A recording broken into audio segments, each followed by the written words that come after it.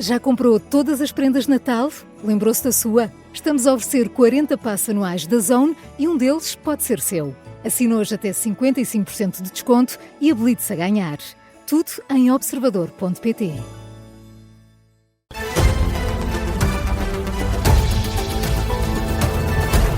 Vanessa Cruz, com o Jornal das 5, começamos com esta notícia que está em destaque a esta hora, foi conhecida há cerca de 15, 20 minutos.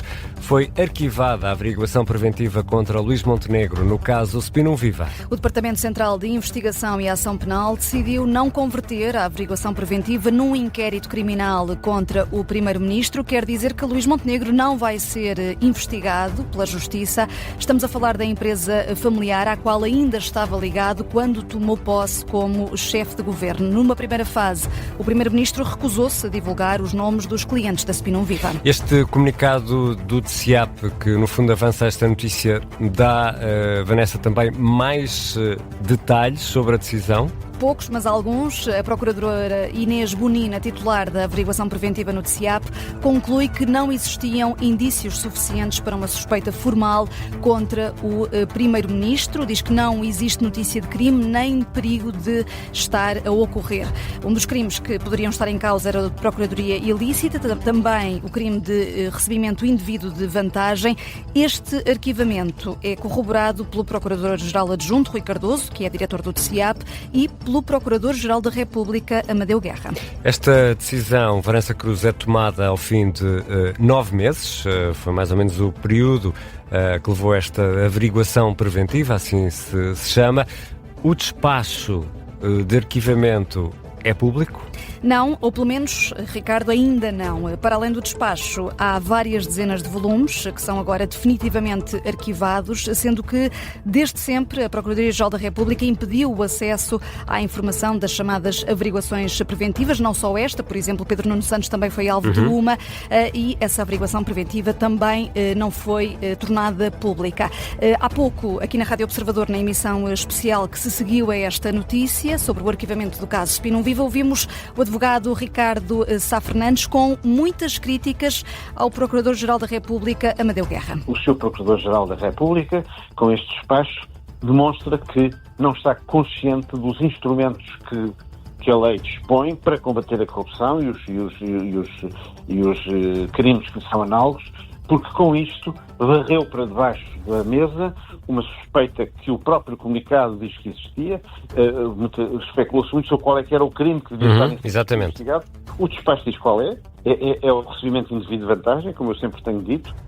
Diz também, nestas declarações à Rádio Observador, Ricardo Sá Fernandes, que o Procurador-Geral da República evitou o controlo da decisão judicial que tomou e que este é um dia muito triste no combate à corrupção em Portugal. E já alguma reação por parte de Luís Montenegro ou do Governo?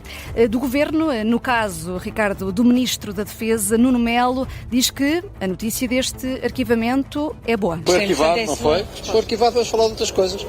Vamos falar do A29 Supertecano, não é? Se fosse contrário, se for arquivado, ótimo. Se foi arquivado, ótimo. É uma primeira reação do Governo, neste caso de Nuno Melo, Ministro da Defesa. Entretanto, estávamos aqui a dizer, Ricardo Conceição, que esta investigação começou há 9 meses, foi aberta em março. Há poucas semanas, o Procurador-Geral da República, Amadeu Guerra, dizia, a propósito do caso Spinum Viva, estas palavras. Era um bom presente de Natal para a Procuradoria terminar o assunto até ao final do ano. Sim. É um bom presente de Natal. Mesmo que seja antes do Natal, não há problema nenhum. Obrigada. E foi antes do Natal que surgiu este arquivamento da averiguação preventiva ao caso Spinum Viva, que envolvia aqui Luís Montenegro. Estas declarações de Amadeu Guerra, o Procurador-Geral da República, a falar numa prenda de Natal, foram a 7 de novembro. Na resposta a um jornalista, a comparação entre o caso Spinum Viva e a Sociedade de Advogados de Marcos Mendes também entrou hoje na campanha presidencial. Obviamente, tudo antes de ser conhecida esta notícia do arquivamento da averiguação preventiva. Ainda não há reações a esta hora por parte dos principais candidatos a Belém e há críticas de vários adversários a Marcos Mendes. O primeiro na lista das críticas é Coutinho Figueiredo. Tudo porque a revista Sábado noticia hoje que Marcos Mendes recusa explicar a origem dos mais de 700 mil euros que ganhou nos últimos 2 anos como consultor externo da Abreu Advogados. Coutinho Figueiredo encontra paralelismos com o caso Spinum Viva, que envolve o Primeiro-Ministro. Recordo-me que até o próprio candidato Marcos Mendes fez questão de dizer na altura, em relação ao caso que envolvia o Primeiro-Ministro de Montenegro, que era muito importante, era essencial que o Primeiro-Ministro esclarecesse todos os contornos daquele caso. Penso que por altura da discussão de uma das moções de censura que foi apresentada no Parlamento a propósito do caso Spinum Viva, Marcos Mendes exigiu que fossem feitos os esclarecimentos que considerou essenciais. Portanto, este caso tem todas as analogias, todos os paralelos. Depois de Coutinho Figueiredo, apoiado pela Iniciativa Liberal na corrida a Belém, foi António José Seguro, o candidato que tem o apoio do PS, procura vincar diferenças para Marcos Mendes. O que eu tenho a dizer é que eu estou aberto a mostrar todos os meus rendimentos e todo o meu património, como aliás decorre da nossa obrigação. Eu já submeti todas essas informações no portal da transparência e considero que um candidato a Presidente da República deve prestar todos os esclarecimentos, deve ser o mais transparente para que as pessoas saibam em quem votam. António José Seguro, que amanhã é entrevistado depois do Jornal das 9 da manhã aqui na Rádio Observador, nas manhãs 360. Temos estado a entrevistar os vários candidatos presidenciais. Vamos ainda ouvir outro candidato à presidência, Jorge Pinto. Diz que a obrigação de um candidato ser transparente é também sublinhada por este candidato na corrida a Belém. Essa transparência é devida aos portugueses. E já há alguma transparência que é obrigatória, evidentemente, pela declaração de interesses junto da entidade para a transparência, mas é preciso sermos mais exigentes. E se a lei não obriga a que essa transparência exista, talvez devesse obrigar, mas se não obriga, acho que nós, os candidatos, temos essa obrigação acrescida. Jorge Pinto, numa referência à notícia que dá conta da recusa de Marcos Mendes em explicar os mais de 700 mil euros que ganhou em 2 anos como consultor externo da Abreu Advogados. E no meio disto tudo, Marcos Mendes já respondeu a estas críticas? Já. Lembra que há cerca de 10 dias, em entrevista ao Observador, já se tinha disponibilizado para divulgar os nomes dos clientes. Repete o mesmo hoje, mas diz que há uma condição que não depende do candidato. Eu disse ao Observador que divulgaria os clientes da minha sociedade pessoal e falo-ei, desde que seja cumprida a autorização dos próprios nos termos da Lei de Proteção de Dados. Portanto, se os próprios autorizarem, divulgarei com certeza. Marcos Mendes, depois de ter formalizado no Tribunal Constitucional, em Lisboa, a candidatura à Presidência da República com a entrega de pelo menos 7.500 assinaturas, numa altura em que aparece à frente nas intenções de voto, o candidato pede aos apoiantes que não entrem em triunfalismos, foi esta a expressão que utilizou, mas admite ao mesmo tempo que fica feliz. E nesta tarde política, a notícia que está a marcar a tarde é a averiguação preventiva contra Luís Montenegro por parte do DCAP, isto no caso Spinum Viva. Estamos, obviamente, atentos a todas as reações e vamos dar prioridade às reações nesta tarde política da Rádio Observador.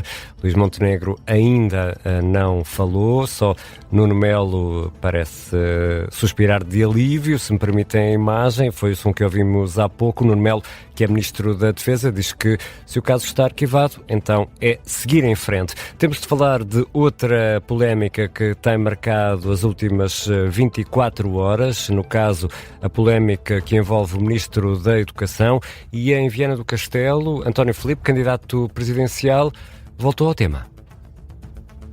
Voltou ao tema. Fernando Alexandre, o Ministro, apresentou ontem o novo modelo de ação social para o ensino superior. Foi nesse momento que defendeu que não é bom que as residências universitárias sejam ocupadas apenas por estudantes mais pobres.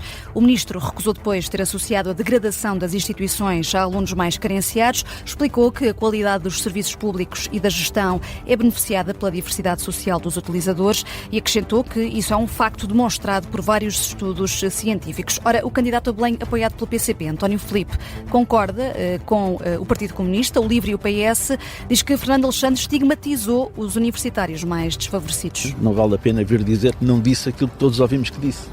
E, portanto, é inequívoco que há ali uma declaração que o que eu acho é que ela é tão inacreditável que é daquelas declarações que convém ouvir, não é? Para acreditar que aquilo foi mesmo dito. E, felizmente, foi. E foi dito por alguém que é membro do governo. E, portanto, isso é que eu acho que é uma desqualificação total de alguém que exerce uma função com a responsabilidade que tem. António Filipe, candidato apoiado pelo PCP, que tem uma opinião diferente de Coutinho Figueiredo. O candidato apoiado pela Iniciativa Liberal diz que o Ministro da Educação e do Ensino Superior teve uma declaração manifestamente infeliz, mas depois conseguiu o mérito de tentar rapidamente esclarecer. Outra das notícias que marcam esta semana é a decisão do Tribunal Constitucional em relação à lei da nacionalidade e o Governo, obviamente, discorda da decisão dos juízes. O chumbo de parte da lei acordada entre PSD e CDS foi tema da conferência de imprensa que se seguiu ao Conselho de Ministros. O Ministro da Presidência, António Leitão Amaro, diz que o Governo respeita o entendimento dos juízes do Palácio Raton, mas não compreende esta decisão. Obviamente que nós não temos o mesmo entendimento sobre aquelas normas, mas respeitamos, portanto discordamos de vários daqueles entendimentos, embora algumas daquelas normas nem sequer foram propostas pelo Governo, já agora, são propostas criadas no Parlamento, no contexto do diálogo e, curiosamente, uma delas até pelo Partido Socialista, que é autor de uma das normas que foi declarada inconstitucional. O Ministro da Presidência, António Leitão Amaro, neste Conselho de Ministros, onde foi aprovado oficialmente o aumento do salário mínimo no próximo ano, um aumento de 50 euros dos atuais 870 para 920 euros a partir de janeiro. E há outras notícias a marcar esta tarde. Vladimir Putin apelida os líderes europeus de porquinhos, estou a citar, insiste que a Rússia vai alcançar os objetivos na Ucrânia pela diplomacia ou pela força. Foi num discurso durante uma reunião anual com o Ministério da Defesa. O presidente russo avisa a Ucrânia e os restantes países europeus que, se não for a bem, vai a mal. Os objetivos da operação militar especial vão ser certamente alcançados. Preferimos fazê-lo e abordar as causas profundas do conflito através da diplomacia. Mas se o país adversário ou os seus patronos estrangeiros se recusarem a falar em substância, então a Rússia vai conseguir a libertação das suas terras históricas por meios militares. O presidente da Rússia nega também que tenha intenções de invadir qualquer território da NATO, diz que essa ameaça é uma mentira europeia. A Transtejo foi alvo de buscas pela PJ esta quarta-feira por suspeitas de fraude na obtenção de fundos comunitários, uma investigação relacionada com um concurso público internacional lançado em fevereiro de 2020 para o fornecimento de navios elétricos e baterias. Estão em causa 17 milhões de euros.